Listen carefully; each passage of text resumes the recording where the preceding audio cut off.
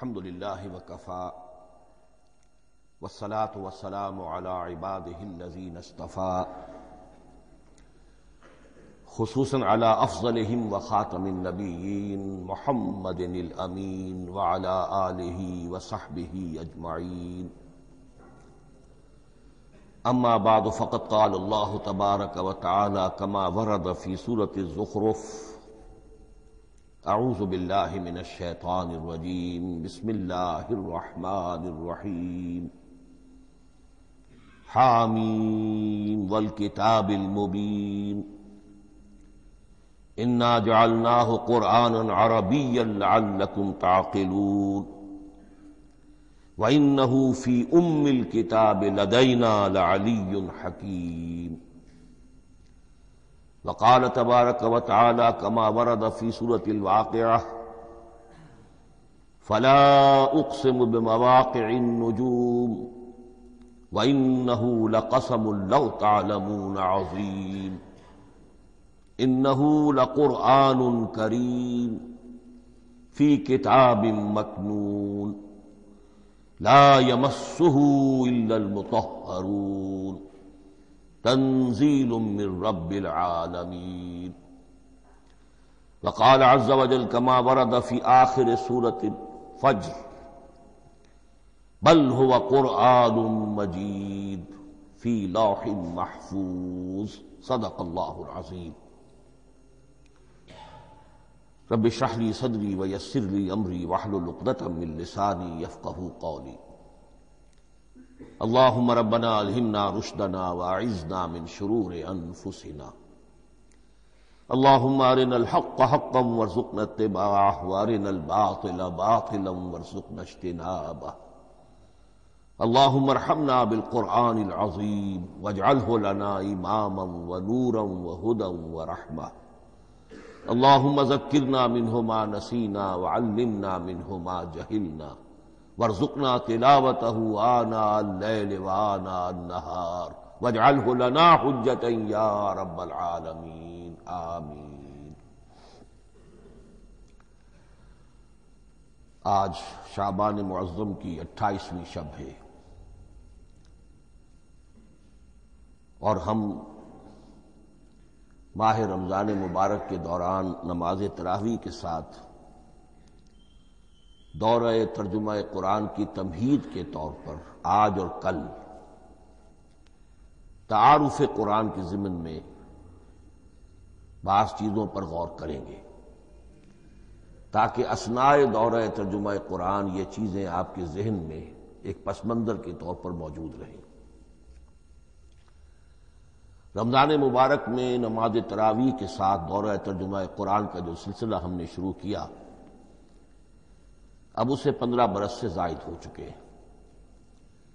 الحمدللہ کہ اس کا چرچا اب وسیع و عریض پیمانے پر ہو چکا ہے، نہ صرف اندرون ملک بیرون ملک بھی۔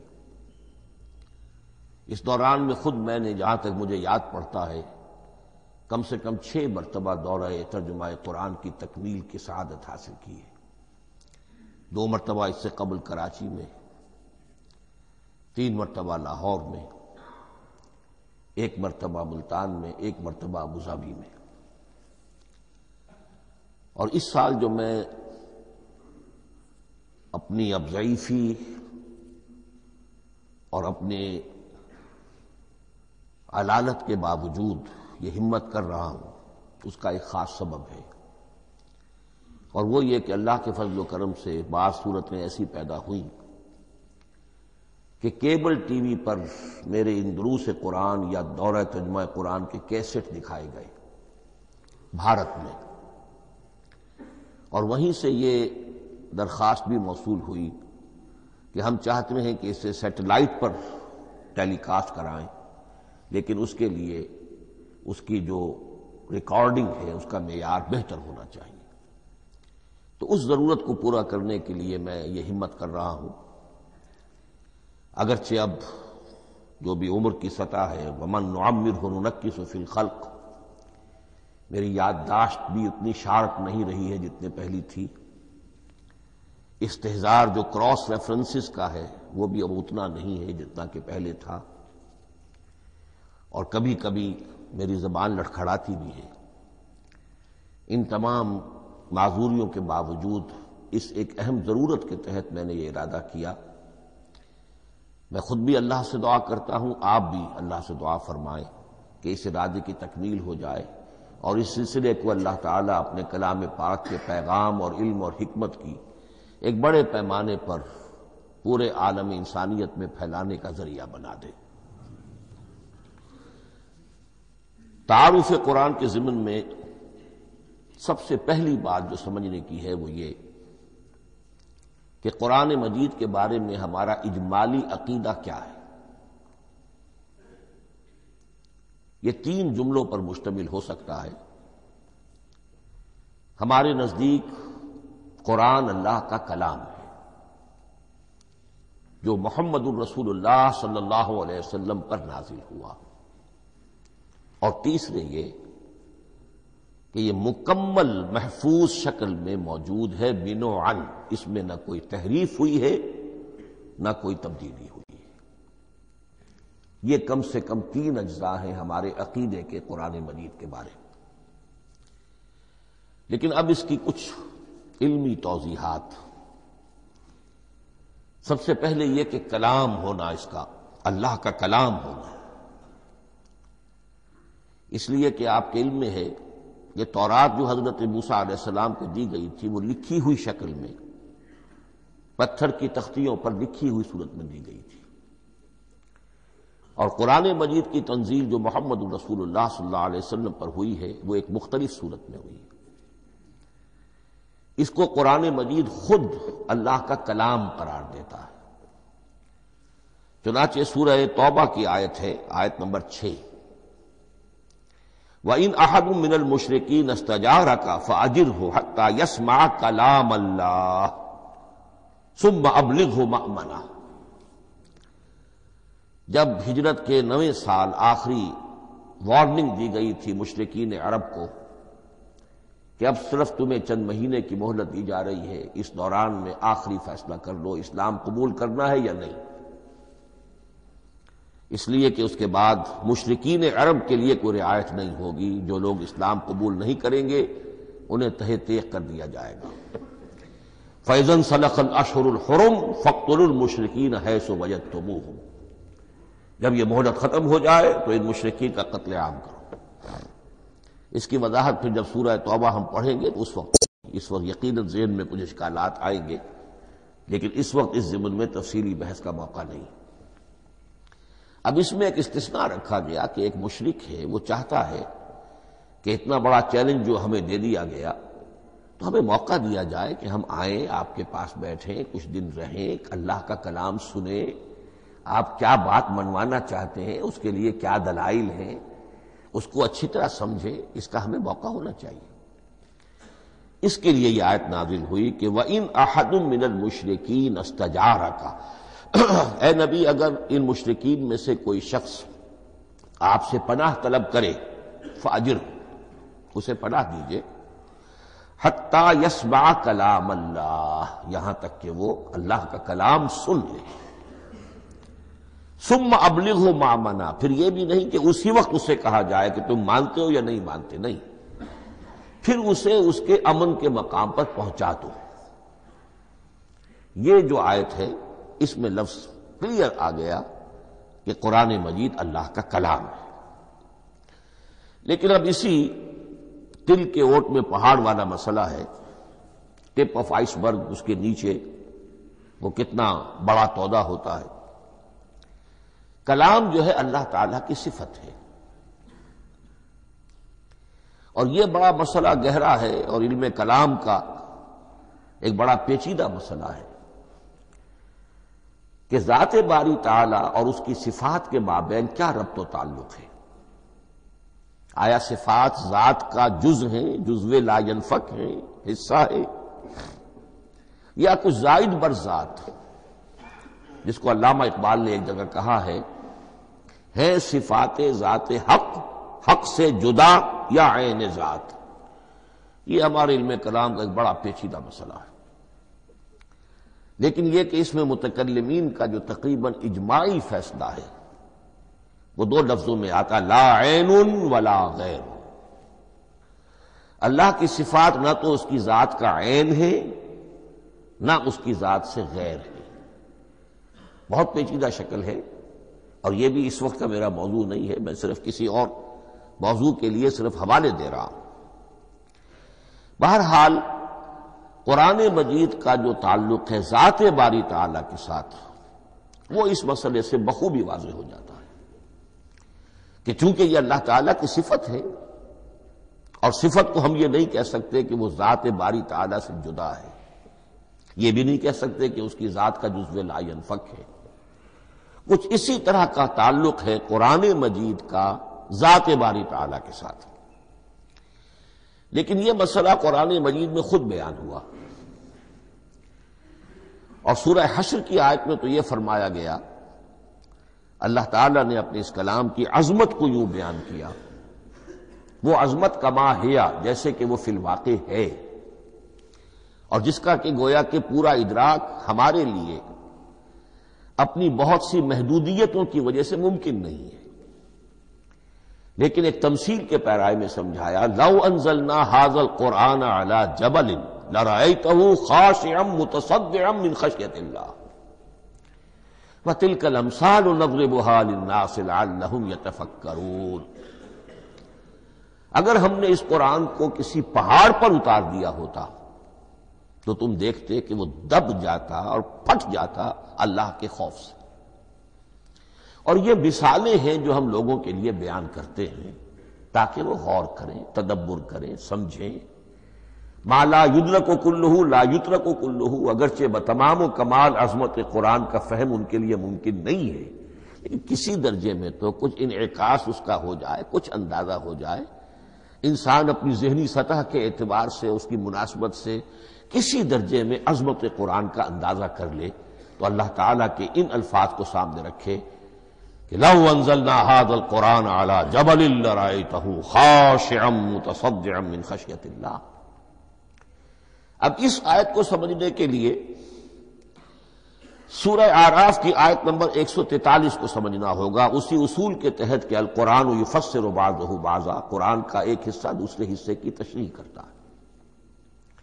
وہاں یہ واقعہ بیان ہوا ہے کہ حضرت موسیٰ علیہ السلام کو جب اللہ تعالیٰ نے کوہ طور پر طلب فرمایا 30 راتوں کے لیے، جس میں بعد میں 10 کا اضافہ کر کے وہ ایک 40 رات کا ایک کورس بنا، دن رات.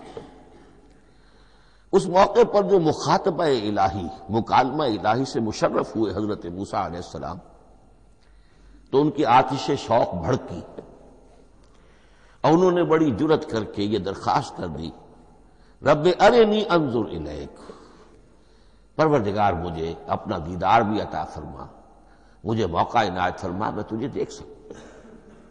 یہ ان کی وہ آتش شوق کا مسئلہ ہے. لیکن جواب کیا ملا؟ لن ترانی، تو مجھے ہرگز نہیں دیکھ سکتے. ولکن انظر الی الجبل فإن استقر مکانہ فسوف ترانی. لیکن ظاہر بات ہے کہ حضرت موسیٰ علیہ السلام کو بات سمجھانے کے لیے کچھ مشاہدہ بھی کرانا تھا. فرمایا تم مجھے نہیں دیکھ سکتے، البتہ اس سامنے کے پہاڑ پر نگاہ جماؤ،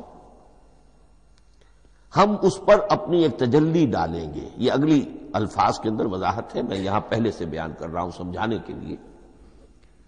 اگر وہ پہاڑ ہماری اس تجلی کو، تجلی کسے کہتے ہیں؟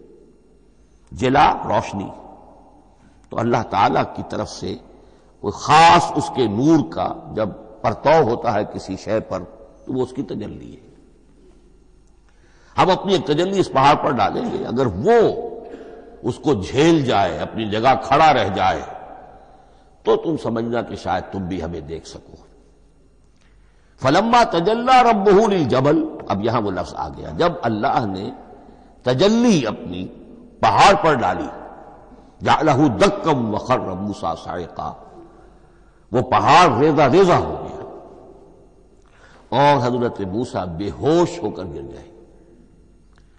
اب یہ بے ہوش ہو کر گر جانا، جبکہ وہ تجلی براہ راست بھی نہیں ہے، بالواسطہ ہے. مشاہدہ جو کر رہے حضرت موسیٰ وہ بالواسطہ ہے، تجلی پہاڑ پر ہے.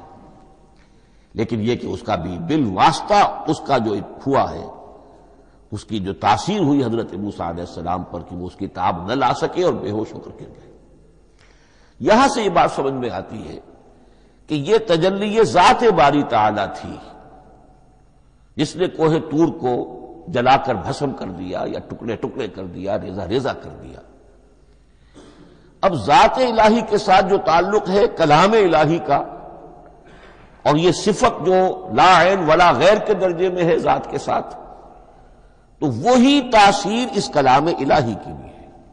لو انزلنا هذا القرآن على جبل لرأيته خاشعا متصدعا من خشية الله وتلك الامثال نضربها للناس لعلهم يتفكرون۔ اس حقیقت کو اس دور میں میں اپنے مطالعے کی محدودیت کا اعتراف کرتے ہوئے عرض کر رہا ہوں کہ میرے نزدیک جس قدر پرشکوہ انداز میں علامہ اقبال نے بیان کیا ہے، اسی کیفیت کو وہ شاید اس کی کوئی مثال نہ مل سکے۔ فاش گویم آنچ در دل مزمرست، یہ کتابیں نیست چیزیں دیگر است۔ میں صاف ہی کہہ دیتا ہوں جو میرے دل میں چھپی ہوئی بات ہے۔ فاش گویم آنچ در دل مزمرست، یہ کتابیں نیست، اس قرآن کو کتاب نہ سمجھنا، یہ کچھ اور شے ہے، چیزیں دیگر است۔ اب وہ چیزیں دیگر کیا ہے؟ وہی جو میں نے عرض کیا، ذات باری تعالیٰ اور کلام کا صفت باری تعالیٰ ہونا، اس کے بنا پر جو مناسبت ہے، جو قرب ہے، جو مشابہت ہے۔ مثل حق پنہاؤ ہم پیداستو، زندہ و پائندہ و گویاستو۔ اس کلام میں اللہ تعالیٰ کی ساری صفات کا انعکاس موجود ہے۔ یہ بات ویسے بھی سمجھ میں آتی ہے، کوئی شخص ذرا گفتگو کرے، چند جملے جب وہ ادا کرے گا اپنی زبان سے، تو معلوم ہو جائے گا کہ اس کے فہم کا، اس کی دانش کا، اس کے مطالعے کا حدود اربع کیا ہے اور اس کے ذہن کی سطح کیا، سمجھ میں آ جائے گی بات۔ اس لیے کہ کلام جو ہے وہ متکلم کی پوری شخصیت کی عکاسی کر رہا ہوتا۔ تانت بازی راگ پایا، چند جملے کسی نے کہا، پتہ چل گیا کہ یہ کس سطح کے آدمی ہیں، علمی اعتبار سے، معلوماتی اعتبار سے، تہذیبی اعتبار سے، کلچرڈ ہیں یا نہیں ہیں، یہ ساری باتیں چند جملوں میں واضح ہو جائیں گی۔ تو اللہ تعالیٰ کی بھی جملہ صفات کا عکس اس قرآن میں موجود ہے۔ ان میں سے جن چند چیزوں کا ذکر علامہ نے شعر میں کیا، وہ جو سورہ حدید کی آیت ہے، هو الاول والآخر والظاہر والباطن، اللہ الظاہر بھی ہے، الباطن بھی ہے۔ اتنا ظاہر کہ اس سے زیادہ ظاہر کوئی شے نہیں، اور اتنا باطن کہ اس سے زیادہ چھپی ہوئی کوئی شے نہیں۔ اسی لیے حضور سے جو منقول ہیں الفاظ کہ پروردگار انت الظاہر فلیس فوقک شیء وانت الباطن فلیس دونک شیء، یہی کیفیت قرآن کی ہے۔ مثل حق پنہاؤ ہم پیداستو، پنہا بھی ہے ظاہر بھی ہے، جیسے ذات باری تعالی، اور جیسے اللہ تعالیٰ کی شان ہے جو آیت الکرسی کے شروع میں آئی، الحی القیوم۔ مثل حق پنہاؤ ہم پیداستو، زندہ ہو پائندہ ہو گویاستو۔ یہ قرآن جو ہے اللہ تعالیٰ کی صفات کا ایک عکس اپنے اندر رکھتا ہے۔ اس سے ذرا آگے چلیے، کلام کے بارے میں۔ اب کلام الہی ظاہر بات ہے کہ صفت ہے، اور صفت قدیم ہے۔ اللہ کی صفات حادث نہیں ہے، اللہ کی ذات بھی قدیم ہمیشہ سے ہے، اور اس کی صفات بھی قدیم ہمیشہ سے۔ اور یہ جو کلام الہی ہے، ظاہر بات ہے کہ یہ جو ہماری زبان کے حروف و اصوات ہیں، کلام الہی تو ان سے منزہ ہے، مبرہ ہے، ماورا ہے، اعلیٰ ہے، عرفہ ہے۔ ہماری زبانوں کے حروف و اصوات، الفابیٹس جگہ جگہ تبدیل ہو جائیں گے، انگریزی کے کچھ اور ہیں، اردو کے کچھ اور ہیں، عربی کے کچھ اور ہیں۔ کلام الہی ان تمام سے اعلیٰ، عرفہ، منزہ اور مبرہ ہے۔ یہ کلام الہی جب بھی نازل ہوا ہے، ظاہر بات ہے حضرت موسیٰ پر اگر کتاب اتاری گئی وہ بھی علم الہی سے آئی، لیکن وہ عبرانی زبان میں آئی۔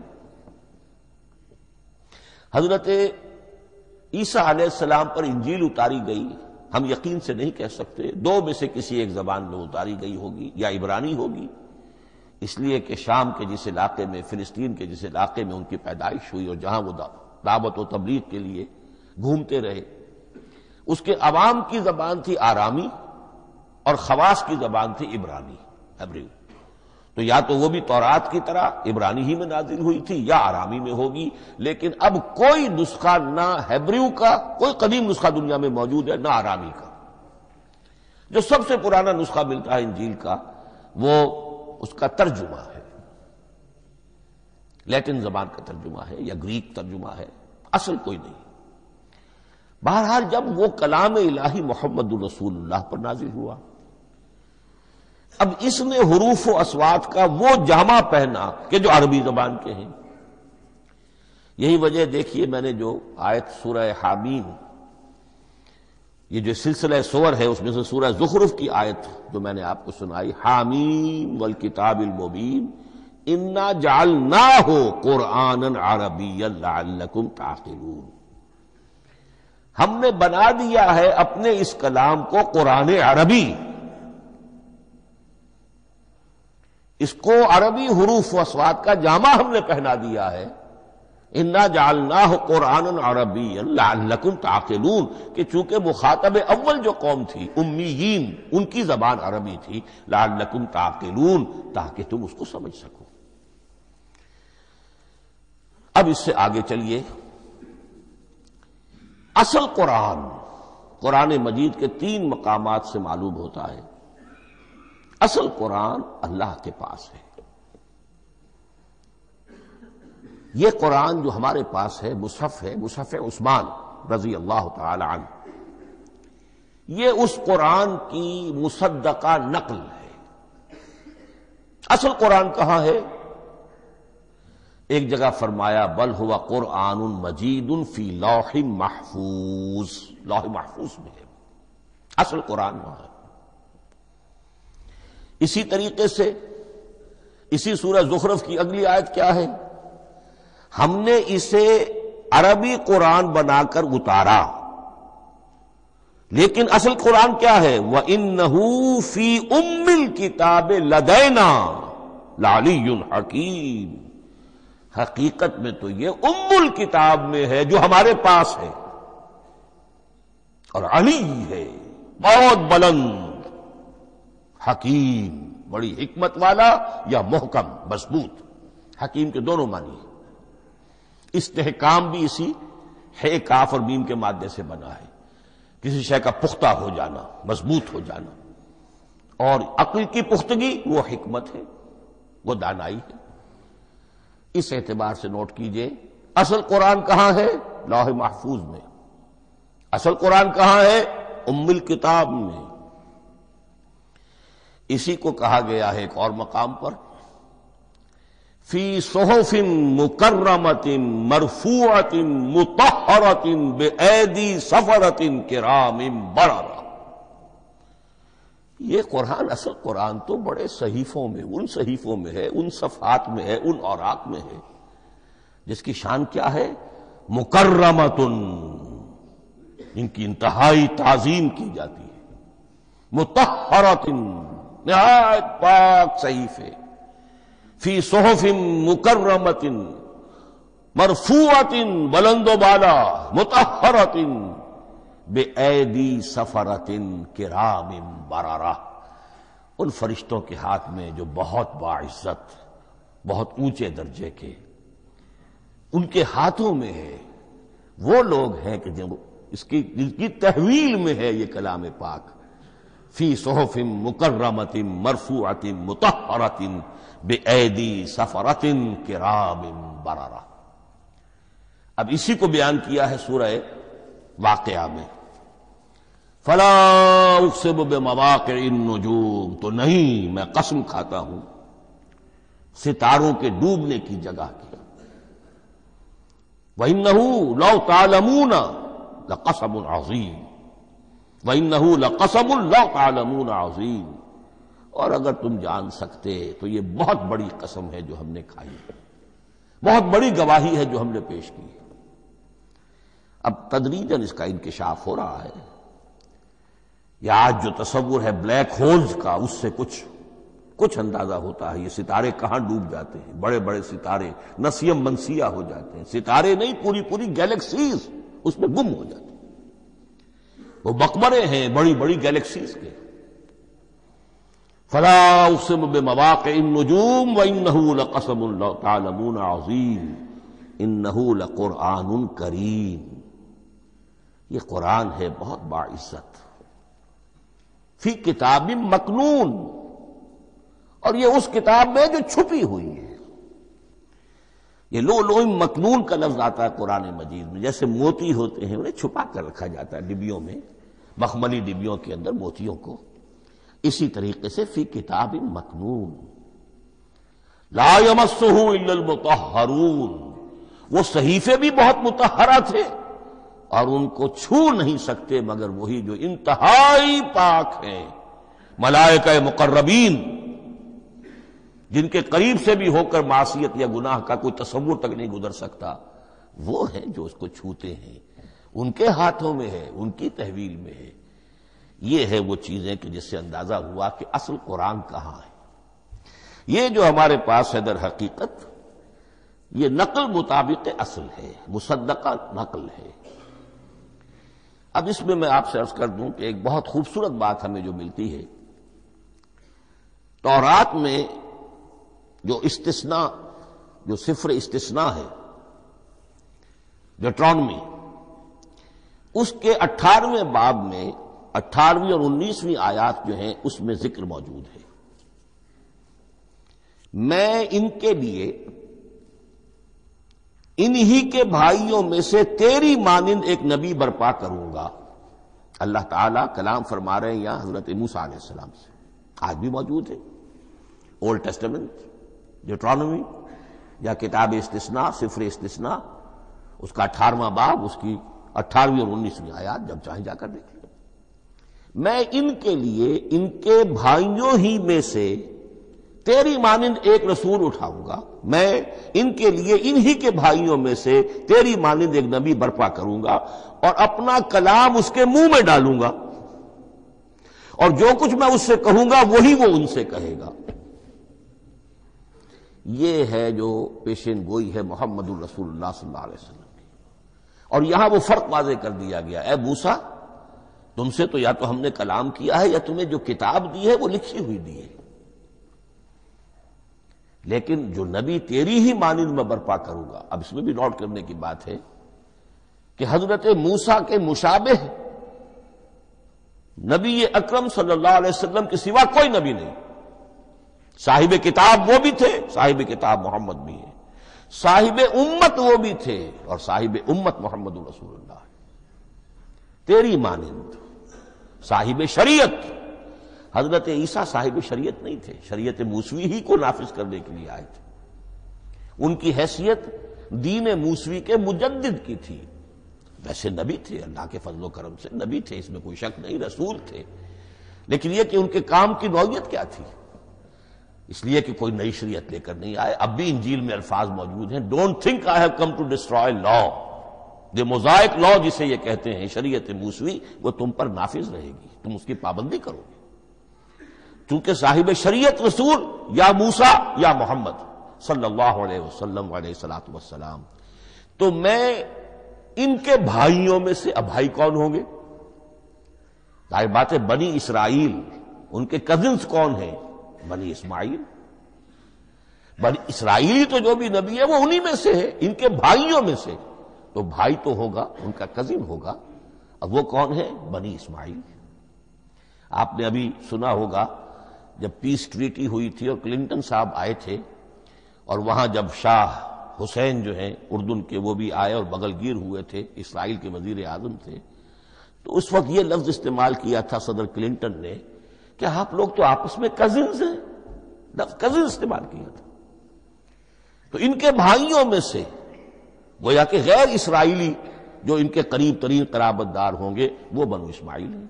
تیرے مانند صاحب شریعت نبی میں برپا کروں گا، لیکن اس پر جو میرا کلام اترے گا وہ کس شکل میں اترے گا؟ میں اپنا کلام اس کے منہ میں ڈالوں گا اور پھر وہ جو کچھ کہے گا وہ وہی کہے گا جو میں نے کہا ہے.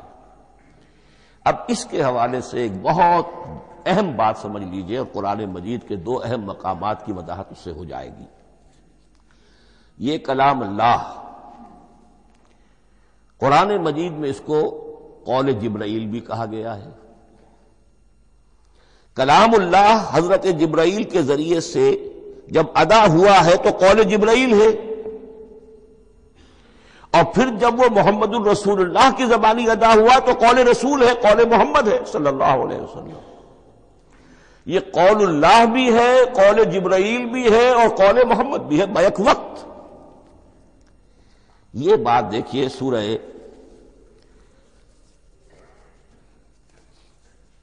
اذا السماء انفجرت، اس میں یہ سورت جو الفاظ آئے ہیں انہ لقول رسول کریم، سورۃ تکویر اذا الشمس کورت، انہ لقول رسول کریم ذی قوت عند ذی العرش مکین مطاع ثم امین وما صاحبکم بمجنون. یہ یہاں پر حضرت جبرائیل کا ذکر ہو رہا ہے. وما ہوا بقول شیطان الرجیم، محمد تک اس قرآن کو لانے والا تو وہ بلند پائے کا فرشتہ ہے، یہ کوئی شیطان رجیم نہیں ہے. اس لیے کہ مکے والوں نے کہہ دیا تھا ہو سکتا ہے کوئی بدروح آئی ہو محمد پر، اور اس بدروح نے کوئی الٹی سیدھی بات سکھا دی ہو. نہیں، انہ لقول رسول کریم، یہاں رسول کریم کون ہے؟ حضرت جبرائیل. انہ لقول رسول کریم ذی قوت عند ذی العرش مکین، بڑی قوت والا اور جس کا بڑا اونچا مقام اور مرتبہ ہے عرش والے کے قریب. ذی قوت عند ذی العرش مکین مطاع ثم امین، وہ فرشتوں کے مطاع ہیں، فرشتے ان کی اطاعت کرتے ہیں، فرشتوں کے سردار ہیں، اور پھر ساتھ ہی پورے امین ہیں. جبرائیل امین یہ ہم لفظ استعمال کرتے ہیں. اور اس کے بعد آگے جا کے فرمایا وما ہوا بقول شیطان الرجیم، یہ کسی شیطان رجیم کا قول نہیں ہے. اب یہاں اس سورہ تکویر میں قرآن کو قول جبرائیل قرار دیا گیا. لیکن سورۃ الحاقہ میں چلیے، اس کے آخر میں آتا ہے انہ لقول رسول کریم وما ہوا بقول شاعر قلیلا ما تؤمنون ولا بقول کاہن قلیلا ما تذکرون تنزیل من رب العالمین. یہاں اب رسول کریم سے مراد محمد الرسول اللہ صلی اللہ علیہ وسلم. یہ کسی شاعر کا قول نہیں ہے، کسی کاہن کا قول نہیں ہے، یعنی جس کے زبانی یہ قرآن لوگوں کے سامنے آ رہا ہے. جبرائیل کا قول ہو کر تو محمد پر نازل ہوا صلی اللہ علیہ وسلم، لیکن اب لوگوں کے سامنے وہ قول محمد بن کر آ رہا. انہ لقول رسول کریم وما ہوا بقول شاعر قلیلا ما تؤمنون ولا بقول کاہن قلیلا ما تذکرون تنزیل من رب العالمین. تو قرآن مجید کلام اللہ ہے، پھر وہ قول جبرائیل بنا جب جبرائیل نے آ کر محمد کو سنایا، اور پھر وہ قول محمد بنا جب محمد کی زبان مبارک سے لوگوں نے اسے سنا، اہل عرب نے سنا، اور پھر وہ بات پھیلتی چلی گئی. اب آخری بحث اس موضوع پر جو ہے وہ یہ ہے، کلام الہی کی 3 صورتیں ہیں جو قرآن مجید میں سورہ شورى کی آیت نمبر 51 میں بیان ہوئی ہے. وما كان لبشر ان يكلمه اللہ، کسی بشر، کسی انسان کی یہ حیثیت نہیں ہے، مقام نہیں ہے کہ اللہ اس سے کلام کرے. یہ نہیں کہا کہ اللہ کے لیے ممکن نہیں ہے، نہیں، اللہ کے لیے تو ہر شے ممکن ہے، لیکن کسی بشر کا یہ مقام نہیں ہے کہ اللہ اس سے کلام کرے. مخلوق ہے، بشر ہے. ما کان لبشر ان یکلمہ اللہ الا اب 3 شکلیں آئیں، الا وحیا او من وراء حجاب او یرسل رسولا فیوحی باذنہ ما یشاء انہ علی حکیم. 3 صورتیں ہیں کلام الہی کی. یا تو براہ راست اللہ وحی کرتا ہے بغیر کسی فرشتے کی درمیان میں ذریعہ بنائے ہوئے، اسی کا نام الہام ہے، اسی کا نام تحدیث ہے۔ یہ غیر نبی کے ساتھ بھی ہوتا ہے۔ حضور نے فرمایا ہر نبی کی امت میں محدث ہوتے تھے جن سے اللہ کلام کرتا تھا، اور میری امت کا محدث عمر ہے رضی اللہ تعالی عنہ۔ محدث، محدث نہیں، محدث کے معنی ہے علم حدیث کا ماہر۔ امام بخاری محدث ہیں، امام مسلم محدث ہیں۔ محدث تحدیث سے مفعول بنا جس سے بات کی جاتی ہے، محدث۔ اللہ بات کرتا ہے، اللہ دل میں ڈال دیتا ہے، القاء ہو جاتا ہے، الہام ہو جاتا ہے، کوئی فرشتہ درمیان میں نہیں، براہ راست۔ دوسری شکل کلام کی کیا ہے؟ او من ورائے حجاب، یہ ہمارے علم کی حد تک صرف حضرت موسیٰ علیہ السلام کی شان ہے، استثنائی شان ہے۔ وَكَلَّمَ اللَّهُ مُوسَىٰ تَكْلِيمًا، اور موسیٰ کے ساتھ تو اللہ نے کلام فرمایا جیسے کہ کلام کیا جاتا ہے۔ فرق کیا تھا؟ من ورائے حجاب، پردہ تھا، دیکھ نہیں سکتے تھے، تبھی تو ان کی وہ آتش شوق بھڑکی تھی۔ کیا قیامت ہے کہ چلمن سے لگے بیٹھے ہیں، صاف چھپتے بھی نہیں، سامنے آتے بھی نہیں، کلام بھی فرما رہے ہیں، لیکن یہ کہ بات مجھے دیدار عطا کرنے کے لیے تیار نہیں، رب ارنی انظر الیک۔ لیکن یہ جو کلام ہے ہمارے علم کی حد تک براہ راست اس دنیا میں حضور سے ہوا ہے معراج کی شب، لیکن وہ 7ویں آسمان پر ہوا۔ اس دنیا میں ہمارے علم کی حد تک یہ کلام براہ راست من ورائے حجاب صرف حضرت موسیٰ علیہ السلام کی استثنائی شان ہے۔ اور تیسرا ہے او یرسل رسولا فیوحی باذنہ ما یشاء، یا تیسری صورت یہ کہ اللہ کسی پیغامبر کو بھیجتا ہے جو وحی کرتا ہے جو اللہ چاہتا ہے۔ یہ تیسری شکل ہے وحی کی۔ قرآن مجید اس تیسری شکل میں نازل ہوا ہے محمد الرسول اللہ صلی اللہ علیہ وسلم پر۔ حضور کو جو الہام ہو جاتے تھے، جو حضور کو القاء ہو جاتا تھا، جو آپ کے دل میں براہ راست اللہ کی طرف سے وحی آتی تھی، وہ قرآن میں شامل نہیں ہے۔ اگرچہ حضور کے خواب بھی سچے تھے، وہ بھی اللہ کی طرف سے ہوتے تھے، شیطان کی آمیزش نہیں ہو سکتی تھی، لیکن یہ بھی قرآن میں شامل نہیں ہے۔ قرآن میں شامل ہے تیسری قسم کی وحی، او یرسل رسولا، پھر ہم بھیجتے ہیں ایک پیغامبر کو فرشتوں میں سے۔ اللہ یستفی من الملائکۃ رسلا ومن الناس، اللہ چن لیتا ہے فرشتوں میں سے بھی اپنا پیغامبر اور انسانوں میں سے بھی۔ تو فرشتے کے ذریعے سے ایک فرشتہ جو اللہ سے لیتا ہے اور انسان، رسول انسان تک پہنچا دیتا ہے۔ اب وہ رسول انسان، رسول بشر جو ہے وہ اپنے ہم نوع، ہم جنس لوگوں کو پہنچاتا ہے۔ تو اللہ یستفی من الملائکۃ رسلا ومن الناس، یہاں وہی بات فرمائی او یرسل رسولا فیوحی باذنہ ما یشاء، پھر وہ وحی کرتا ہے اللہ کے حکم سے جو اللہ چاہتا ہے۔ یہ کلام الہی کی یہ تیسری شکل ہے جو محمد الرسول اللہ صلی اللہ علیہ وسلم پر نازل ہوا، اور وہ ہے قرآن حکیم۔ اب ایک اور بحث جو علمی ہے وہ یہ ہے کہ حضور پر جو اس کا نزول ہوا اس کی کیفیات کیا تھی۔ دو الفاظ استعمال ہوتے ہیں، انزال بھی اور تنزیل بھی۔ ان دونوں میں فرق کیا ہے اس کو نوٹ کر لینا چاہیے۔ لغوی اعتبار سے جان لینا چاہیے، نزل ینزل کسی کا خود اترنا، نازل ہونا، اترنا۔ انزل ینزل دفعتن اتار دینا، کسی اور نے کسی شے کو دفعتن نیچے اتار دیا۔ یہی مفہوم نزلہ کے ساتھ بے لگ جائے تو آ جاتا ہے، با کے ساتھ نزلہ بہی، یہ اتارنے کے مفہوم میں آئے گا۔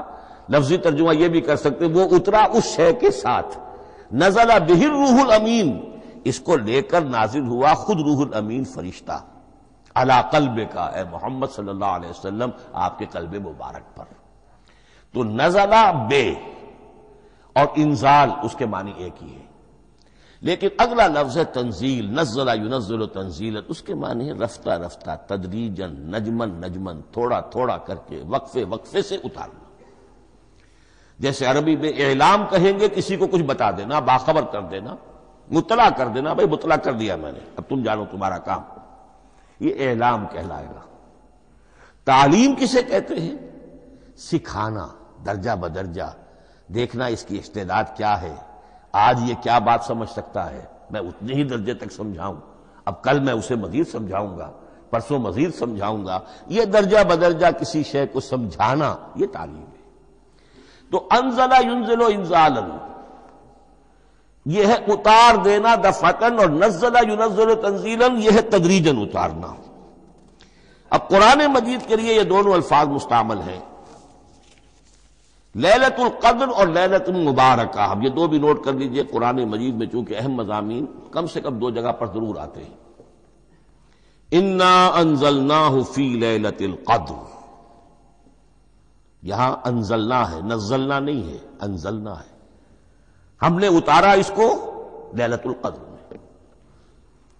اور باقی صورت تو آپ کو یاد ہوگی، وما ادراک ما لیلۃ القدر، لیلۃ القدر خیر من الف شہر، تنزل الملائکۃ والروح فیہا باذن ربہم من کل امر، سلام ہی حتی مطلع الفجر۔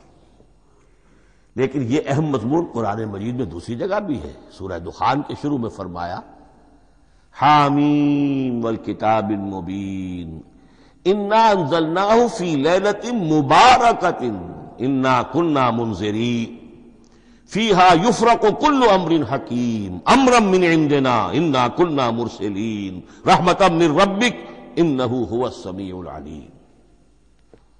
یہ لیلۃ المبارکہ ہے، ایک ہی ہے، لیلۃ القدر اور لیلۃ المبارکہ، ان دونوں کے لیے وہی انزلنا کا لفظ آیا۔ لیکن یہ کہ سابقہ کتابوں کے اعتبار سے قرآن مجید کا فرق واضح کیا گیا ہے، مثلا سورہ نساء کی آیت نمبر 136 بہت نمایاں ہے، بہت نمایاں ہے۔ وہاں فرمایا گیا یا ایھا الذین آمنوا آمنوا باللہ ورسولہ والکتاب الذی نزل علی رسولہ والکتاب الذی انزل من قبل۔ اے ایمان کے دعوے دارو، حقیقتاً ایمان لاؤ، ایسے ایمان لاؤ جیسے ایمان لانے کا حق ہے، اللہ پر بھی اور اس کے رسول پر بھی، اور اس کتاب پر بھی جو اللہ نے اپنے رسول پر نازل فرمائی، اور اس کتاب پر بھی جو اللہ نے پہلے نازل فرمائی۔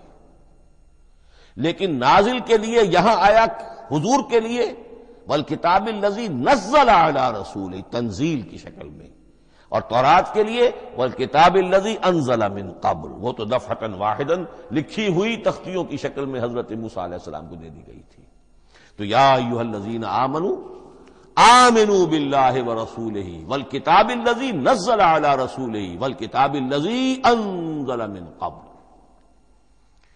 یہ جو تنزیل ہوئی ہے حضور پر، یعنی لیلۃ القدر میں جو رمضان مبارک میں ہے، پورا قرآن لوح محفوظ سے، کتاب مکنون سے، ام الکتاب سے نقل کر کے اتار دیا گیا سمائے دنیا تک۔ پہلا آسمان جسے ہم کہتے ہیں سمائے دنیا، وہ آسمان جو قریب ترین ہے دنیا کے، وہاں سے اب یہ درجہ بدرجہ، تھوڑا تھوڑا، چند آیتیں، چند سورتیں، پھر آیتیں، پھر سورتیں، یہ نازل ہوا محمد الرسول اللہ صلی اللہ علیہ وسلم پر۔ گویا کہ پہلا مرحلہ انزال کا ہے، پورا قرآن لوح محفوظ یا کتاب مکنون یا ام الکتاب سے نقل کر کے اتار دیا گیا سمائے دنیا تک۔ یہ ہے انزل ینزل انزالا، انا انزلناہ فی لیلۃ القدر انا انزلناہ فی لیلۃ مبارکہ۔ لیکن محمد الرسول اللہ پر یہ نازل ہوا اب تھوڑا تھوڑا، نجمن نجمن، درجہ بدرجہ، تدریجن، یہ ہے تنزیل۔ اس تنزیل کی حکمت قرآن مجید میں بیان ہوئی ہے، اور اس اعتبار سے کہ اہل عرب نے، اہل مکہ نے اعتراض کیا تھا کہ یہ پورا قرآن کیوں نہیں محمد ایک ہی مرتبہ پیش کر دیتے صلی اللہ علیہ وسلم۔ اس میں جو چیز مضمر تھی وہ یہ تھی کہ چونکہ یہ حقیقت میں اللہ کا کلام نہیں ہے، یہ محمد کا اپنا کلام ہے، تو کوئی شاعر دنیا میں ایسا نہیں ہے جو ایک دم اپنا پورا دیوان دے دے، وہ تو ساری عمر میں تھوڑا تھوڑا، آج غزل کہی، کل قصیدہ کہا، پرسوں کچھ اور کہا، پھر وہ جمع ہوتا ہے تو وہ دیوان بنتا ہے۔ اسی طریقے سے تو یہ کر رہے ہیں۔ اگر یہ اللہ کا کلام ہوتا تو بیک وقت آ جاتا۔ یہ تو ذرا محنت کرتے ہیں، کچھ اس کے اندر اس کو اپنی محنت سے کوشش کر کے کچھ موضوع کرتے ہیں، کلمات، الفاظ، اور اس طریقے سے رفتہ رفتہ لے کر آ رہے ہیں۔ اس لیے ان کا اعتراض نقل ہوا ہے یہ وقال الذین کفروا لولا نزل علیہ القرآن جملۃ واحدۃ، انہوں نے کہا کیوں نہیں اترا یہ قرآن پورا کا پورا ایک ہی بار؟ یہ اعتراض تھا۔ اس اعتراض کے جو جوابات دیے گئے ہیں وہ نوٹ کیجئے کہ لوگوں کے حق میں یہ مفید ہے، یہ پورے قرآن کا تحمل ایک وقت میں کر نہیں سکتے۔ یہ پورا قرآن تو ایک ہی مرتبہ اگر پہاڑ پر بھی اتار دیا جاتا تو وہ پھٹ جاتا، دب جاتا۔ وَقُرْآنًا فَرَقْنَاهُ لِتَقْرَأَهُ عَلَى النَّاسِ عَلَى مُكْثٍ وَنَزَّلْنَاهُ تَنزِيلًا، سورہ بنی اسرائیل آیت 106۔ یہ وہ قرآن ہے جس نے ہم نے جس کو ٹکڑے ٹکڑے کر کے فرق نہ ہو، فرق توڑ دینا، تھوڑا تھوڑا کر کے ہم نے کر دیا، لِتَقْرَأَهُ عَلَى النَّاسِ عَلَى مُكْثٍ، تاکہ آپ اسے پڑھ کر سنائے لوگوں کو وقفے وقفے سے، تاکہ وہ سہار سکیں، سنبھال سکیں، برداشت کر سکیں۔ وَنَزَّلْنَاهُ تَنزِيلًا، اسی وجہ سے ہم نے اسے نازل کیا ہے بطرز تنزیل، بطرز انزال نہیں، بطرز تنزیل۔ وَقُرْآنًا فَرَقْنَاهُ لِتَقْرَأَهُ عَلَى النَّاسِ عَلَى مُكْثٍ وَنَزَّلْنَاهُ تَنزِيلًا۔ ایک حکمت تو ہو گئی عوام کے لیے، ایک حکمت خود رسول کے لیے صلی اللہ علیہ وسلم۔ كَذَلِكَ لِنُثَبِّتَ بِهِ فُؤَادَكَ وَرَتَّلْنَاهُ تَرْتِيلًا۔ اب ذرا نوٹ کیجئے، قلب محمدی کے لیے بھی اس پورے کلام کا ایک دم سہار آسان کام نہیں تھا۔ یہ اس لیے، یہ اسی سورہ الفرقان کی جو آیت کا میں نے ایک حصہ آپ کو سنا دیا تھا، اسی کے اندر اس کا جواب آیا ہے، اسی آیت میں، آیت نمبر 32 ہے یہ سورہ فرقان کی۔ وقال الذین کفروا لولا نزل علیہ القرآن جملۃ واحدۃ، یہ اعتراض ہے۔ جواب کیا ہے؟ کذالک لنثبت بہ فؤادک، ہم نے یہ اس لیے کیا ہے نبی کہ اس کے ذریعے سے آپ کے دل کو ٹھہراؤ اور جماؤ عطا کرے۔ یہ ایک دم اس کا اتر جانا، انا سنلقی علیک قولا ثقیلا، بڑا بھاری بوجھ ہے، ناقابل برداشت ہے، تاکہ رفتہ رفتہ آپ کا دل، اس کے اندر تقویت بڑھتی چلی جائے، اس کے اندر اور اس کا تحمل جو ہے اس کی صلاحیت بڑھتی چلی جائے۔ کذالک لنثبت بہ فؤادک ورتلناہ ترتیلا، اسی لیے ہم نے تھوڑا تھوڑا کر کے نازل کیا ہے۔ ولا یاتونک بمثل الا جئناک بالحق واحسن تفسیرا، ساتھ ہی فرمایا کہ یہ لوگ جو بھی اعتراض کریں گے ہم اس کا جواب بھی اور بہترین تعویل بھی آپ کو دے دیں گے۔ اب اگلی بحث یہ ہے، یہ قرآن کب اور کہاں نازل ہوا؟ یہ عام معلوماتی شے ہے، اس میں کوئی پیچیدگی نہیں ہے، لیکن اس کی اہمیت ہے، بہت ضروری ہے۔ وہ میں انشاءاللہ اگلی بحث میں جبکہ قرآن کے سمجھنے کے جو اصول ہیں ان کو بیان کروں گا تو وضاحت سے بات آئے گی۔ یہ کہ یہ عام معلوماتی ایک ہمارے ذہن میں خاکہ رہنا چاہیے، زمان و مکان کا کیا رشتہ ہے قرآن کے ساتھ۔ قرآن نازل کب ہوا؟ ہمارا چونکہ عام طور پر جو معمول ہے، ہم تو جو کرسچن ایرا ہے اس کے حوالے سے ہمارے ذہن کے اندر سارا حساب کتاب ہے، تو سن 610 عیسوی سے لے کر 632 عیسوی تک شمسی حساب سے 22 سالوں میں قرآن نازل ہوا۔ 571 حضور کی ولادت کا سال ہے، 571 عیسوی۔ 610 میں آپ 39 سال کے ہوئے، لیکن قمری حساب سے 40 کے ہو چکے۔ 610 میں قرآن کی تنزیل شروع ہوئی اور 632 میں آپ کا انتقال ہوا۔ 22 برس زمانی اعتبار سے نقشہ ذہن میں رکھیے، اور اسے ہم اگر دوسرے حساب سے کہیں گے تو عام الفیل، وہ جو ابرہہ آیا تھا بیت اللہ کو ڈھانے کے لیے، وہ سال عربوں میں بہت مشہور ہو گیا تھا، اور وہی سال حضور کی ولادت کا ہے، تو عام الفیل ہی میں حضور کی ولادت ہوئی، لہذا 40 عام الفیل میں قرآن مجید کا نزول شروع ہوا، اور 11 ہجری تک یہ 23 برس بنتے ہیں قمری حساب سے۔ ایک رائے یہ بھی ہے کہ قرآن کا نزول 20 برس میں ہوا ہے، اور اس میں وضاحت یہ ہے کہ پہلے 3 سال اللہ تعالی نے ایک فرشتے کو، حضرت اسرافیل علیہ السلام کو مامور کیا تھا حضور کی تعلیم پر۔ دنیاوی اعتبار سے حضور نے کوئی تعلیم حاصل نہیں کی، آپ امی تھے، آپ نے دنیاوی اعتبار سے کسی کے سامنے زانو تلمس طے نہیں کیا، کہیں کوئی تعلیم حاصل نہیں کی، کہیں کوئی تحصیل علم نہیں کیا، لیکن اللہ تعالی نے علمہ شدید القوا، اللہ تعالی نے جو کچھ انہیں سکھایا ہے، جو علم انہیں عطا کیا ہے، تو ایک روایت یہ ہے کہ 3 برس تک، اور اس کے بعد پھر قرآن نازل ہونا شروع ہوا تو 20 برس تک قرآن نازل ہوا۔ لیکن وہ لوگ بھی مانتے ہیں کہ سورہ علق کی آیتیں نازل ہو چکی تھی، پھر 3 برس کا وقفہ ہے۔ سورہ علق کی آیتیں کیا ہے؟ جو پہلی وحی ہے، اقرا بسم ربک الذی خلق خلق الانسان من علق اقرا وربک الاکرم الذی علم بالقلم علم الانسان ما لم یعلم، گویا کہ بسم اللہ ہو رہی ہے محمد الرسول اللہ صلی اللہ علیہ وسلم کی تعلیم کی۔ اور جن گھرانوں میں یہ رواج ابھی تک چل رہا ہو، بسم اللہ بچوں کی کراتے ہیں، ایک تقریب کی شکل میں منعقد کرتے ہیں، ہمارے ہاں یہ رواج تھا، اب ہم چھوڑ چکے ہیں، کہ جو تقریب بھی حضور کی اور صحابہ کی زندگیوں سے ثابت نہ ہو، ہمیں کوشش کرنی چاہیے کہ ان تقریبات کا سلسلہ منقطع کریں۔ ما انا علیہ واصحابی، ہماری تقریبات جو ہیں وہ بس وہیں تک محدود رہنی چاہیے۔ بہرحال وہ جو ایک چلتی ہے روایت، 4 سال 4 مہینے 4 دن کا بچہ یا بچی ہو تو بسم اللہ یہی آیتیں پڑھی جاتی ہیں، پڑھ تو نہیں سکتا، انگلی رکھ کر پڑھانے والا کوئی عالم دین بیٹھ جاتا ہے سامنے، وہ نہا دھو کر بچہ یا بچی بیٹھی ہوئی ہے، اور اس کو اقرا بسم ربک الذی خلق خلق الانسان من علق اقرا وربک الاکرم الذی علم بالقلم علم الانسان ما لم یعلم۔ اب اس میں تو سارا پڑھنے پر زور ہے، حصول علم پر زور ہے، کسی تبلیغ کا حکم ہی نہیں، ابھی رسالت کا کوئی تذکرہ کچھ بھی نہیں، اس میں تو قیامت کا بھی کوئی ذکر نہیں۔ اب اس کے بعد روایت یہ ہے کہ 3 برس تک پھر حضرت اسرافیل دن رات حضور کے ساتھ رہے ہیں اور آپ کی تعلیم ہوئی ہے، اور پھر 3 برس کے بعد پھر وحی کا سلسلہ شروع ہوا ہے، واللہ عالم۔ لیکن یہ کہ جب سورہ اقرا نازل ہو چکی ہے، اس کی 5 آیتیں، تو وہ 3 برس بھی اس کا وقفہ شمار ہوں گے، زمانہ نزول پھر وہی 23 برس رہے گا۔ اسی کے ساتھ میں نے عرض کیا تھا کہ دوسری بات یہ کہاں نازل ہوا قرآن۔ ایک لفظ میں تو یہ سمجھ لیجئے یہ حجاز میں نازل ہوا۔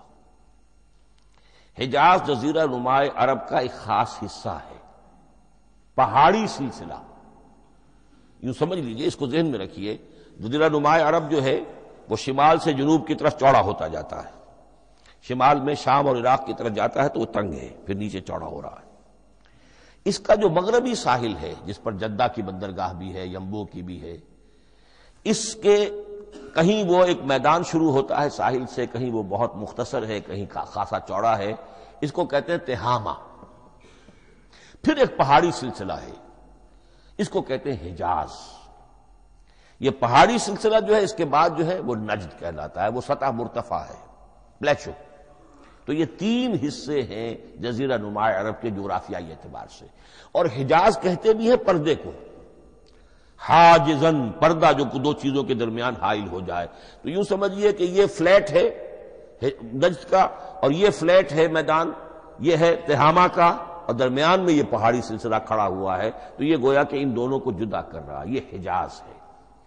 اس حجاز ہی کا شہر مکہ ہے، اس حجاز ہی کا شہر مدینہ ہے، اس حجاز ہی کا شہر طائف ہے، اس حجاز ہی کی آخری ٹپ سمجھ لیجئے تبوک ہے۔ تو حضور صلی اللہ علیہ وسلم کی پوری زندگی آغاز وحی کے بعد سے لے کر وہ اسی علاقے کے اندر، پہلے آپ مکے میں تھے، قرآن مجید کی جو صورتیں اس دور میں نازل ہوئیں یا آیتیں نازل ہوئی وہ مکیات کہلاتی ہیں۔ پھر آپ نے ہجرت کی، اور ہجرت کر کے جب آپ جا رہے تھے اس دوران میں بھی کچھ قرآن نازل ہوا اثناء ہجرت میں۔ پھر آپ مدینے تشریف فرما ہوئے، اب وہ ہم کہتے ہیں مدنی قرآن، لیکن مدنی قرآن سارا مدینے میں نازل نہیں ہوا۔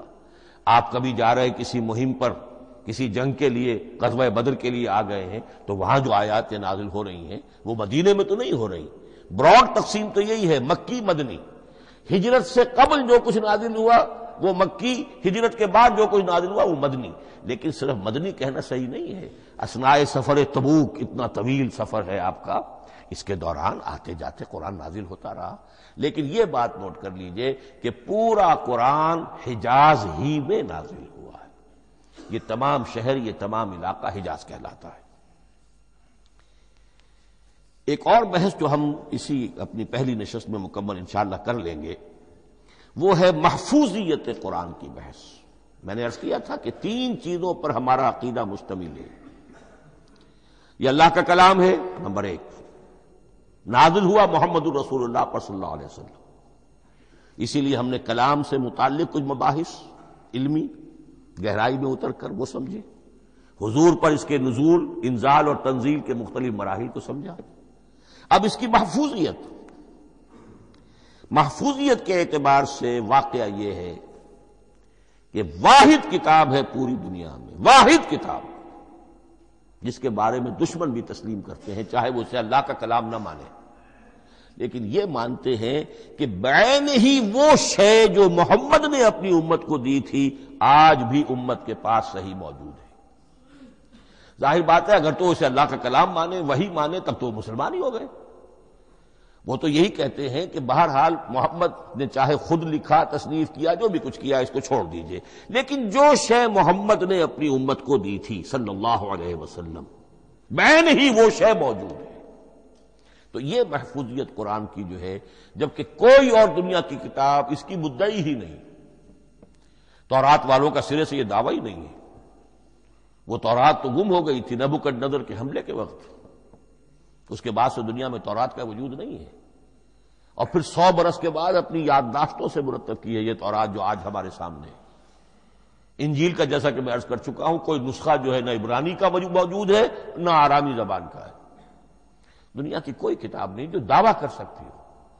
یہ قرآن جو شروع ہوتا ہے ذالک الکتاب لا ریب فیہ، یہ دعویٰ دنیا کی کسی اور کتاب نے خود کیا بھی نہیں. اس کی بھی جس قدر پرشکوہ الفاظ میں علامہ اقبال نے اس کی ترجمانی کی ہے، انہی کا حصہ ہے. حرف اورا ریب نئے، تبدیل نئے، آیش شرمندہ تعویل نئے. اس قرآن کے کسی حرف میں کوئی تحریف ہو جانا نہیں، امکان ہی نہیں، قطعی طور پر. کسی لفظ کا بدل دیا جانا نہیں. حرف اورا ریب نئے، تبدیل نئے، اس میں کسی کا شک پر مبنی ہونا نہیں. آیش شرمندہ تعویل نئے. اس کی آیت کوئی بھی ایسی نہیں جسے تروڑا مروڑا جا سکے. یہ اپنی حفاظت خود کرتی ہے. لا یاتیہ الباطل من بین یدیہ ولا من خلفہ، حامیم السجدہ کی آیت نمبر 42. اس پر باطل حملہ آور ہو ہی نہیں سکتا. انا نحن نزلنا الذکر وانا لہ لحافظون، ہم ہی نے یہ الذکر نازل کیا ہے اور ہم ہی اس کی حفاظت کرنے والے ہیں. جہاں تک پہلے ٹکڑے کا تعلق ہے اس آیت مبارکہ کا، اس میں تو تورات بھی آئے گی. تورات کس نے نازل کی؟ اللہ نے نازل کی. انجیل کس نے نازل کی؟ اللہ نے نازل کی. انا انزلنا التوراۃ فیہا ھدی ونور، یہ سورہ مائدہ میں الفاظ ہیں. انجیل کے بارے میں بھی ہم نے انجیل عطا کی عیسیٰ کو، فیہ ھدی ونور. لیکن یہ کہ انا نحن نزلنا الذکر، اس کو اس قدر تاکید کے ساتھ کہہ کر وانا لہ لحافظون، اور ہم ہی اس کے محافظ ہیں. لیکن اس موضوع پر اہم ترین مقام جو ہے قرآن مجید کا، وہ سورہ قیامہ کی یہ آیات ہے. لا تحرک بہ لسانک لتعجل بہ.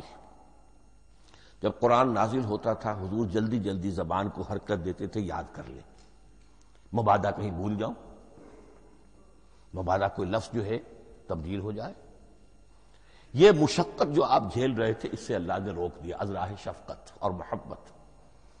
لا تحرک بہ لسانک لتعجل بہ ان علینا جمعہ وقرآنہ، ہمارے ذمے ہے اس کو جمع کر دینا، آپ کے سینے میں جمع کر دیں گے اس کو. اور صرف جمع کرنا نہیں، قرآن ترتیب. قرآن ہوتا ہے پڑھا جاتا ترتیب سے.